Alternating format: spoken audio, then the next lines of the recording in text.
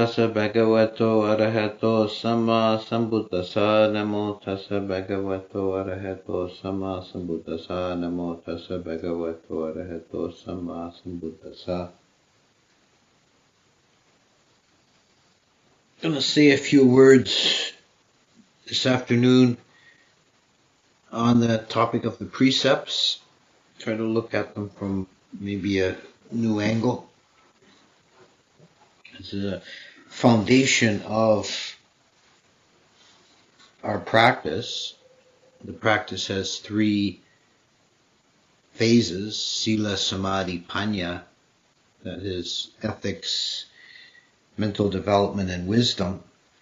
And ethical base is the foundation on which everything else is built.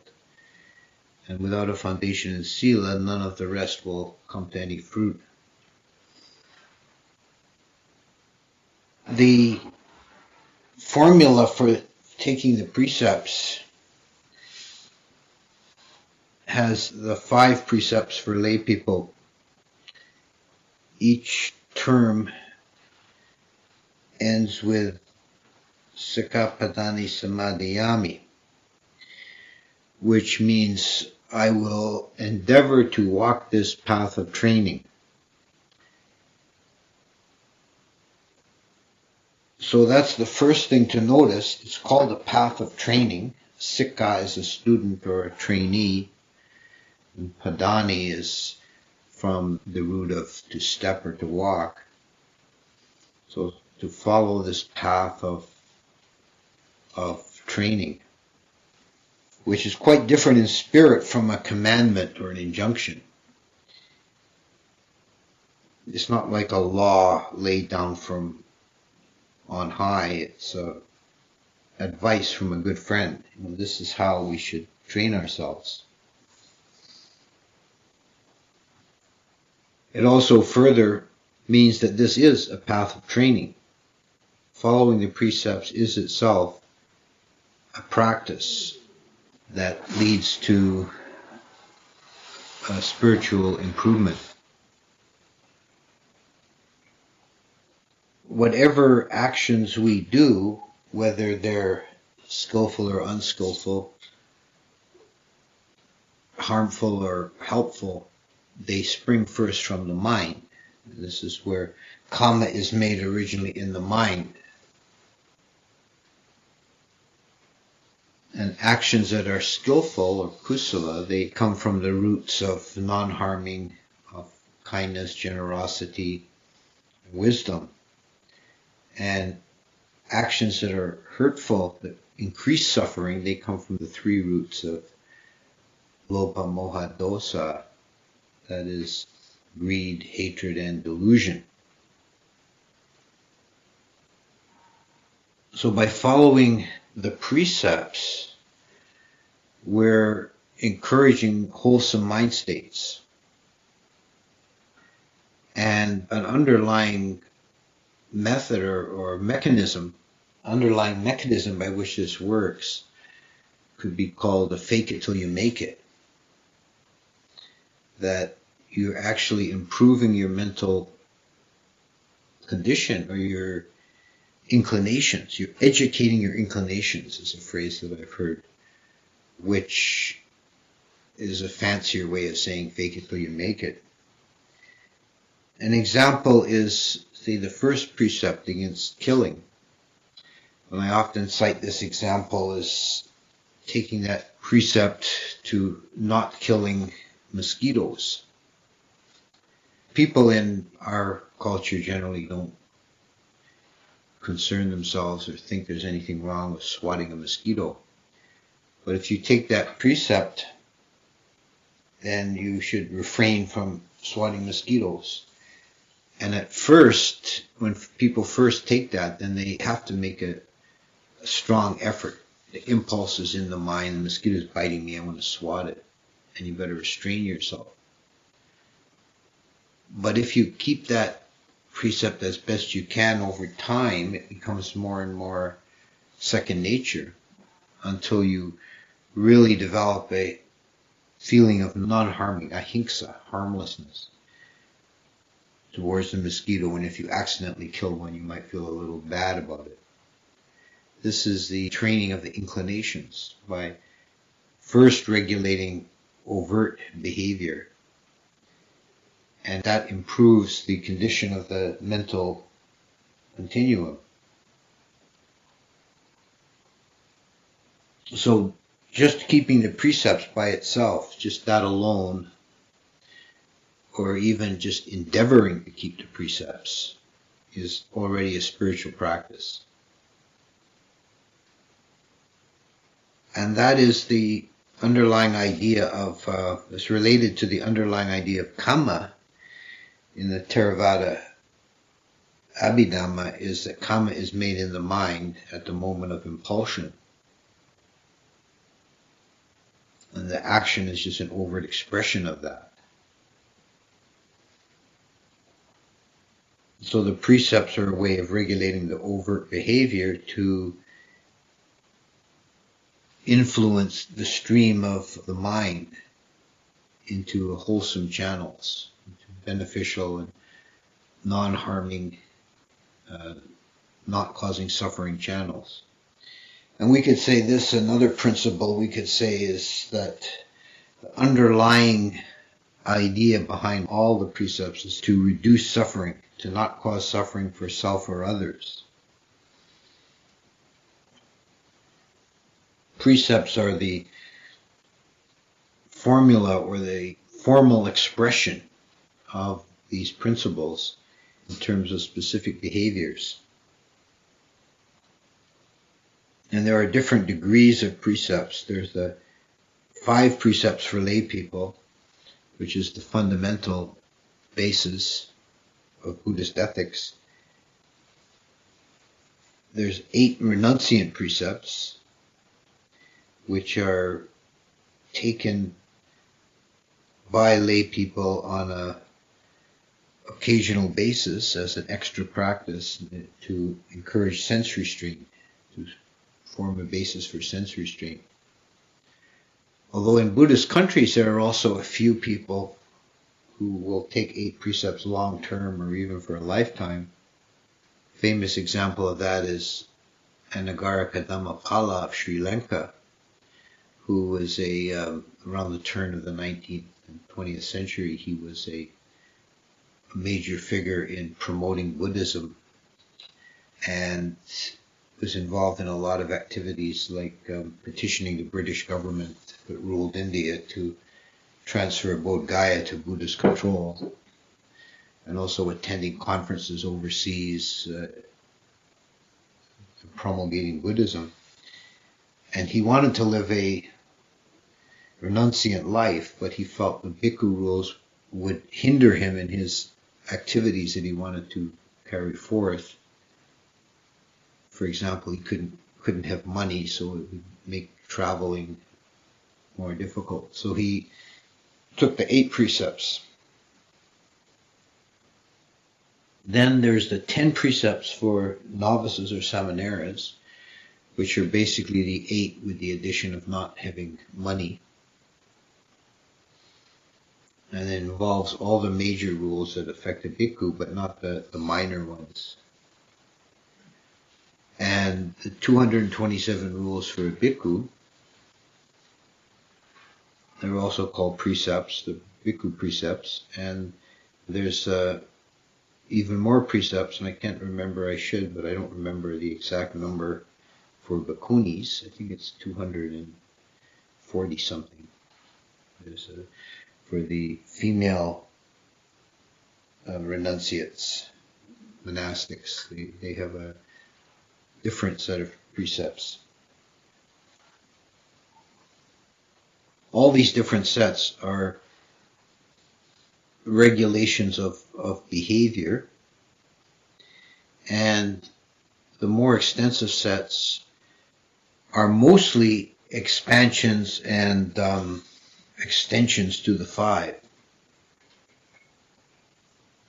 So the 5 is really the central set. The first one is Panatipata Varamani, Sagapanang Samadhiyami, And Waramani means abstain from, and that occurs in each precept. So the precepts are what we are abstaining from. And Panatipata, the literal meaning is to refrain from the destruction of breathing things. So this is the precept against killing of sentient beings. There are a number of matters of definition to be cleared up in every precept. The literal meaning here, breathing things, is not to be taken absolutely literally. It means animal life and human life, killing beings that have consciousness faculty. Plants are not included here. There is a Vinaya rule for monks against killing plants. Monks are not supposed to kill plants. But the origin story for that would seem to indicate it was because lay people at the time thought it was disgraceful to see monks killing plants, because the Jains and other groups didn't. So it looks like the Buddhists were less strict than the other groups, and it was said to save the reputation of the Sangha. Monks are not supposed to kill plants.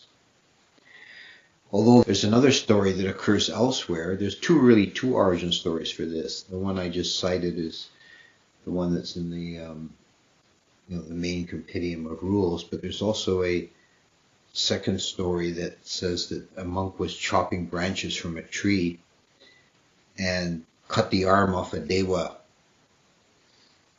So this is a strange story that's, and the dewa complained to the Buddha. That would seem to, if not absolutely affirm, it seems to indicate a kind of animistic view that the trees had some kind of spirit associated with them, and that chopping trees is not to be done by bhikkhus. But the precept for lay people definitely does not include plants. It's for animals only. And killing any living being of animal or plant life, or animal or human life, is a breach of the precept. And with all the precepts, there's degrees of seriousness. If you kill an insect, it's a lot less serious than killing a human being. The most serious is killing your mother, your father, or an arahant, which is classed as one of the grievous offenses that will certainly result in a rebirth in hell in your next life. And also, as a matter of definition, a life is considered in the human realm and in the animal realm to begin at conception. So it would certainly be a breach of the precept to commit an abortion.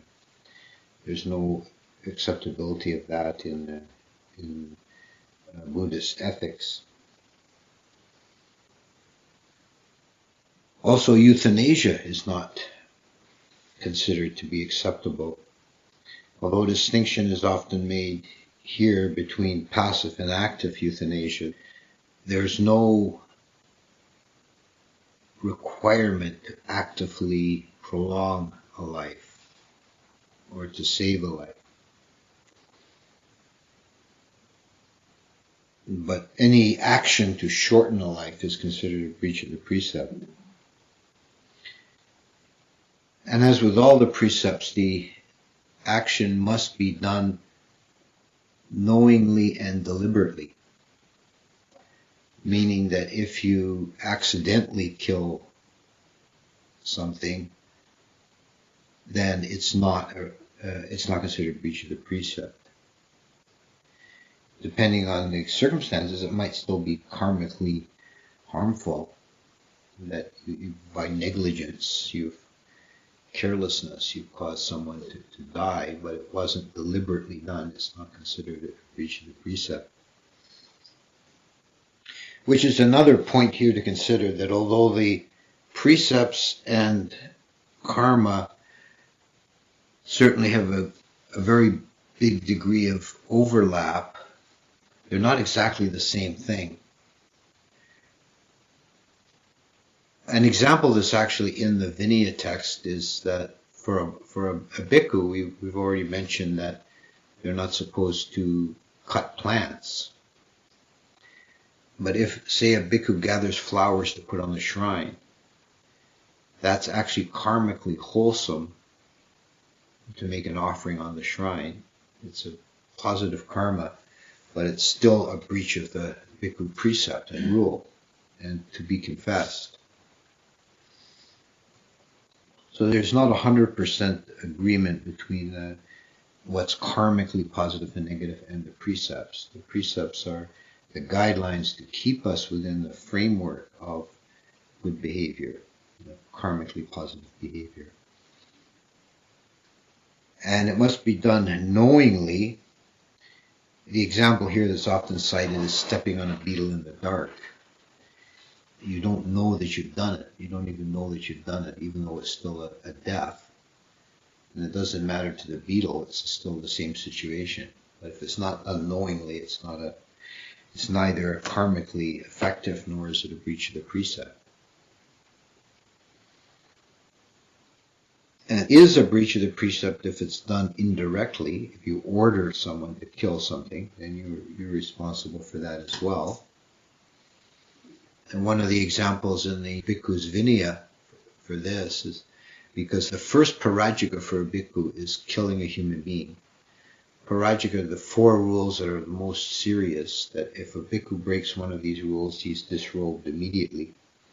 By the act itself, he's considered no longer a bhikkhu. And killing a human being is the first parajika. And in the text that gives case examples for sort of gray areas to decide them, says that if a bhikkhu witnesses a public execution and he says to the executioner, "Please be merciful, sir, and do it swiftly," then he's committed a parajika of killing because he's instructed the executioner how to do the killing. If a bhikkhu makes a statement that privately or publicly that encourages killing of any form of a human being, that in itself is an offense, but it's not yet a parajika until somebody acts on it. If somebody hears that and follows his advice, then he's indirectly caused that killing, then he's parajika. The second precept is adina dana veramani, which is literally not taken that which is not given. Dana is given and dina is to give. So adina dana, not taking that which is not given. So this is referring to stealing, and it's defined as taking that which belongs to somebody else and they haven't given permission. When we say given, not taking that which is not given, it doesn't mean only gift. It can also be a trade or something earned. But the transfer of the property is done with the agreement and concurrence of the previous owner, is the key point. And any stealing would count here, including anything taken by fraud. This also is considered theft. The second parajika for a bhikkhu is stealing anything above the value of 1 kahapana, which of course becomes problematic in interpretation now. How much is a kahapana now? It's an offense for a bhikkhu to steal anything, but it's only a parajika if it's something of significance of more than a kahapana. So there have been different attempts to calculate the value of a kahapana in modern terms, which is pretty much a matter of guesswork. There are really kind of 2 ways in which you can attempt to approximate ancient values. One is to convert everything into the value of gold, and the other is to try and figure out approximate purchasing power, that currency.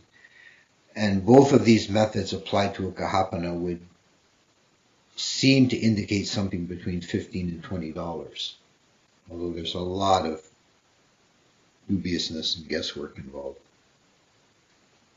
But in any case, in terms of the second precept, it's stealing anything. And the precepts are all of them capable of refinements. So overtly stealing, taking something is an obvious breach of the precept. But even taking up somebody's time, wasting somebody's time when they haven't given you their permission to do so would be considered, or could be considered, a refined interpretation of the precept, that you're pushing it there. The third one is kamisu michachara veramani, which means refraining from improper sensual activity. And this is the precept regulating sexual behavior. And the definition that's given in the texts for lay people in the Theravada version is a fairly liberal standard. It's defined in terms of refraining from sex with an improper person or an unlawful person, which is defined from the male point of view as not having intercourse with a married woman, betrothed woman, a woman still under the protection of her family, meaning underage, and a woman who has taken vows of celibacy. So it's basically against adultery. And by elimination, this would say that any other act between two consenting, unattached adults would not be a breach of the precept. Although again here, as with other precepts, there may be actions that, although they're not strictly speaking a breach of the precept, they're still unskillful in the sense of not promoting spiritual advancement. Overindulgence in sensuality in general ties one to the sense desire level of consciousness and doesn't advance one beyond that.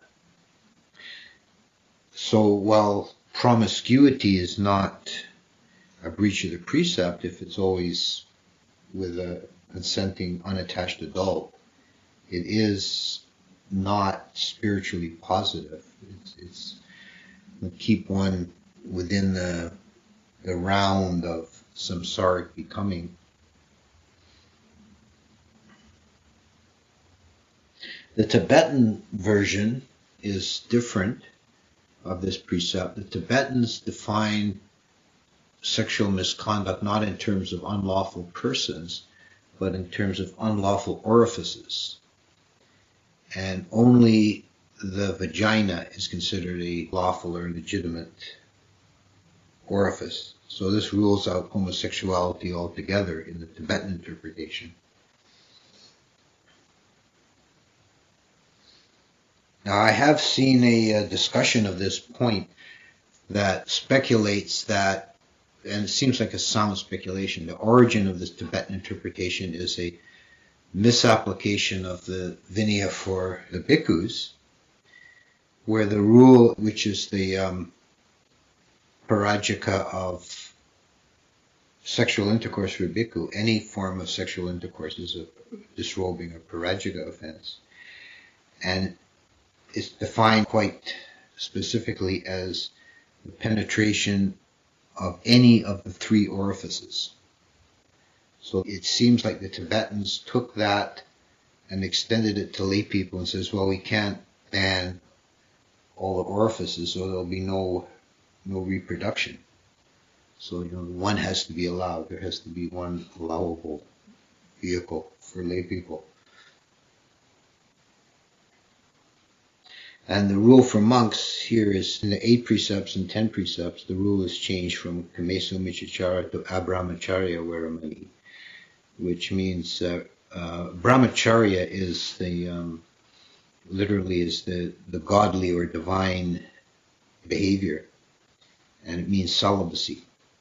It's a word for celibacy, and Abrahmacharya is non-celibacy, so refraining from non-celibacy. So any sexual activity under the 8 or 10 precepts or the bhikkhu rules is not allowed. The 4th precept is Musawada Veramani, which is the precept against false speech. And in the 5 precepts, it's specifically false speech, but there's another list of 10 right and wrong courses of action, and that expands the speech rule to include harsh speech, slander, and idle babbling. But the emphasis is always on false speech. And this is something that the Buddha emphasized in different places in different ways, the importance of speaking truthfully. It's the most important element of right speech, is speaking truthfully. And it's taken quite seriously because when you think about it, wrong speech is really hurtful to the other being, the listener, because you are implanting delusion in their mind. So in some way it's worse than killing them, because with killing them you just terminate this life stream. But if you plant delusion in their mind, it might confuse their mind stream into the future. But again, to be a breach of the precept, it has to be knowing and deliberate. So if you make a mistake, or if you're mistaken yourself and you report something that's not factually true, but you believe it to be so, then that's not a breach of the precept. You're just making a mistake. And this precept is usually interpreted quite absolutely. There's no allowance made for white lies or bending of the truth to make somebody happy. It's either tell the truth or keep silent. There's a concept that comes up in some of the commentarial stories. There's an asseveration of truth, that someone will make a statement, a true statement, that by the power of truth, then they work some miraculous event, turn back a flood or something else, by boldly stating the truth. So this shows there is a very high value placed on expression of truth. And satya, truthfulness, is one of the 10 paramis. And I think especially in terms of a parami, the very first element here would be truthfulness to yourself, being true, not succumbing to delusion or comforting yourself with falsehoods in your own mind, being courageous to face the truth. And you don't always have to, this also applies to other precepts as well, there's no injunction of requirement of positive action. You do have the option of either speaking the truth or remaining silent. In the formula for the speech that a Tathagata would utter and not utter, it again starts with the Tathagata will always utter the truth and not otherwise. But then the next 3 terms are the Tathagata's speech is always meaningful and not otherwise. It's always beneficial and not otherwise, meaning beneficial to the hearer, listener. And the 4th one is it's either pleasant to hear or spoken at the right time. So if a statement is true, beneficial, and meaningful and would be pleasant to hear, it can be spoken at any time. But if it's unpleasant to hear, meaning it's some valid criticism should only be spoken at the right time. Otherwise, hold your peace. And we have some indication of what the right time might be from another source, and there's discussion in the Vinaya about when it's right to admonish another monk. And it's said that first, the monk who wants to do the admonishing has to examine his own behavior and his own mind to make sure that he's free of that offense himself. If he's not, then he has to clean up his own act, or he's got no right to speak. The second point is that he has to examine his own mind and make sure he's free of anger and ill will. If not, he needs to calm down first before he speaks. And the last one is the trickiest. He has to try and determine as best he can whether the person he wants to admonish is ready to hear it and will take it in good spirit. Or if it's just going to make him defensive and angry, then best not to say anything. So it's a pretty high standard. And the fifth precept is the one for refraining from intoxicants. And the Pali here is Sura Maria Majjapamatadana Veramani, which means, literally it means abstaining from brewed, fermented, and distilled drinks.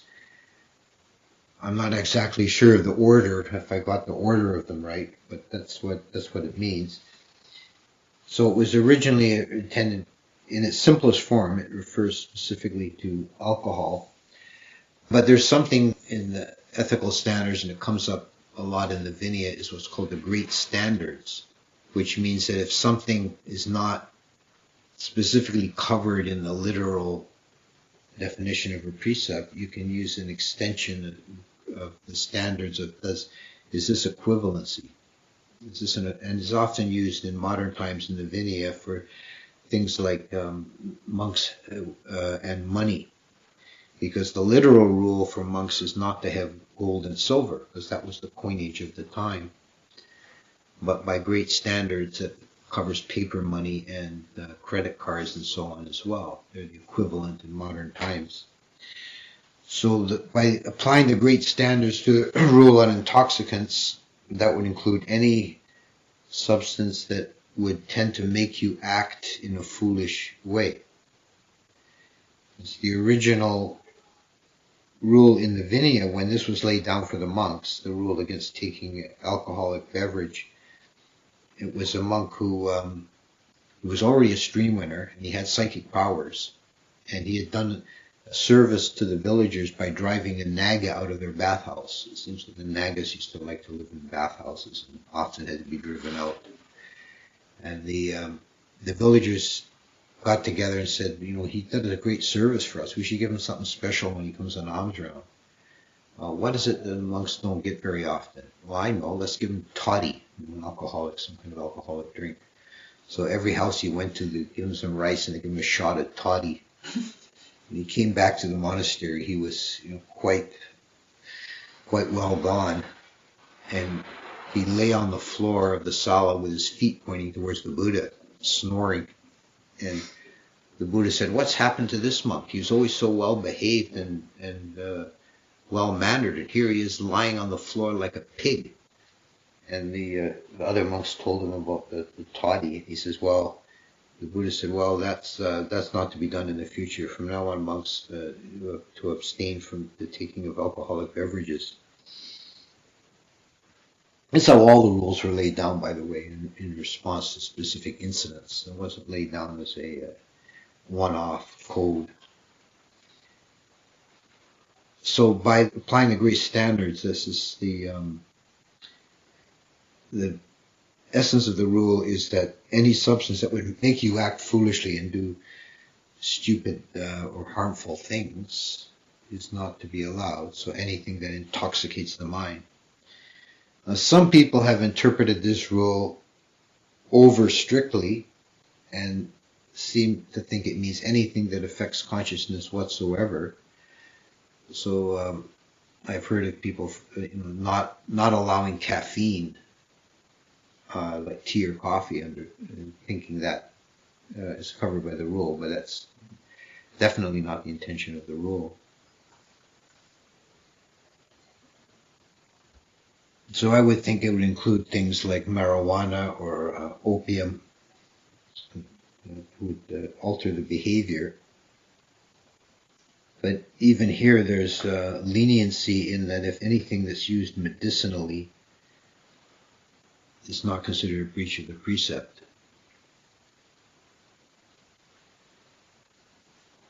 For example, monks who are injured are allowed to take painkillers, even if otherwise they would be considered covered under the rule, if it's medically prescribed. But it's also stated in the rule and the discussions around the rule that any amount of alcohol is considered forbidden. As I said, some people over strictly interpret the rules, other people over leniently interpret it and want to allow, as long as you don't get drunk, it's okay. That's actually not the rule. I can remember in Thailand when the lay people were taking the 5 precepts.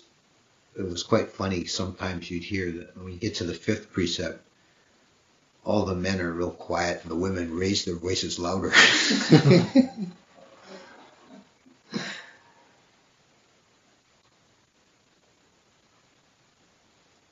There's a Tibetan story that I think you may have heard this one before. It's a good one though. On the importance of the 5th precept. There was a layman who had a reputation of being very strict in keeping all the precepts diligently. And he was walking in the forest one day gathering firewood, and there was a yaka who said, "I've heard this fellow keeps the precepts really well. I'm going to test him."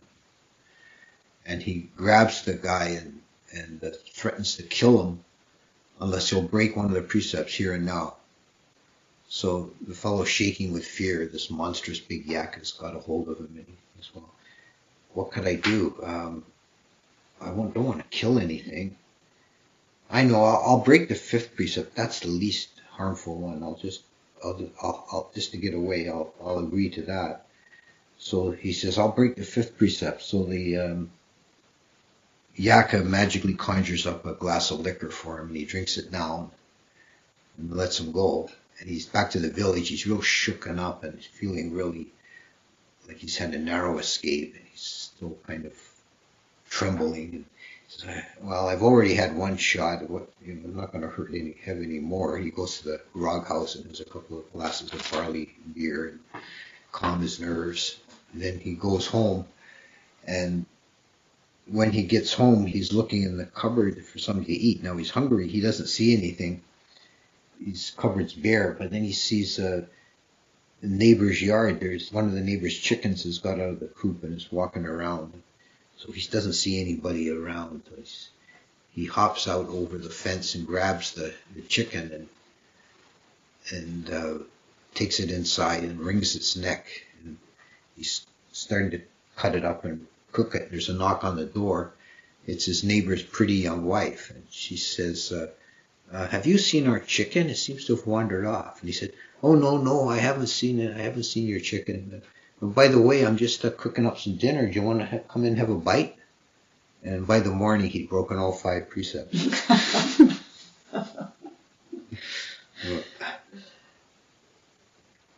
So it's kind of the point is that avoid the heedlessness that comes with the taking of intoxicants. So those are the 5 precepts, and I won't say too much about the others, but just a little bit on the 8 precepts. The 8 precepts are a different basis in that they cover the 5, they include the 5, but they go beyond it to include precepts of sense restraint. The additional precepts are not eating in the afternoon, not indulging in shows and entertainments or cosmetics and perfumes, and not sitting or sleeping in luxurious places. And the sexual rule is changed to celibacy. So these are not ethical points. There's nothing unethical or immoral about eating in the afternoon. But these are points of sense restraint, which are a very big assist for doing serious meditation. Because when you're developing meditation, you're trying to transcend the sense desire level of consciousness, and anything that keeps you diverted, entertained, or attached to the senses is going to hinder you from entering jhana. So the 8 precepts are something that should be taken as an adjunct to a meditation retreat to encourage sense restraint. And in Buddhist countries, lay Buddhists will sometimes take them for longer periods of time just as an additional practice. It's common to take them on the moon days, for example. Or some may take a vow to keep the 8 precepts for a period of time, a week or up to 3 months or whatever. The 10 precepts is just worded differently, so that the precept against entertainments and cosmetics are broken into 2. It's only one additional restraint in the 10 precepts. It's not handling money. So that's the difference between a lay helper at a monastery that keeps 8 precepts and a novice. And the novice is cut off from the world of commerce and has now entered the renunciant life seriously. And a bhikkhu has 227 rules, and a lot of them are extensions of the 5 precepts, refinements. For example, the rule that a bhikkhu can only have food that's offered directly to them is a way of being sure that it's not stolen or taken improperly. That's one purpose of it. It's not the only purpose, but it's one. So this extra level of scrupulousness. And the rules for the bhikkhunis are pretty much the same as those for the monks. There's some differences. A few of the rules relate to particularities of female biology. There's a lot of rules for both the monks and nuns around cloth and what's allowable for robes and so on. And there's a few rules for the nuns that add in cloths for use during menstruation. And there's also some rules that are for the protection of the bhikkhunis. In some ways, their rules are stricter than those for the monks. By their rule, they're not allowed to live or travel alone. They must have a companion. And the origin story for that was a nun living alone in the forest. Some bad character wandering through found her and raped her. So then after that, the rule was they have to live at least in pairs. They always have to have a companion, which is not a requirement on the monks. But really the difference between the monks and nuns' rules is an incidental matter, because the rules were all laid down individually on a case-by-case basis, and the same applies to the nuns' rules. It's only when something came up and the Buddha laid down a rule. So they evolved separately, although they're based on the same principles. So these are the precepts. And a little bit on definition and purpose of the precepts. So the last thing I'll mention is the formal taking of the precepts. That's a ceremony that's often done, is to take the precepts formally in Pali. And then subsequent to that, the usual or the advised practice for, if you want to take the precepts seriously, if you're trying to train in the precepts, if you break a precept, then you retake that single precept. And you don't need to take it for a monk, or you don't need to confess it or anything like that, but just, go before your shrine, or just in your mind, just retake that precept, reestablish it. I'm going to, from going forward, I'm going to refrain from that activity.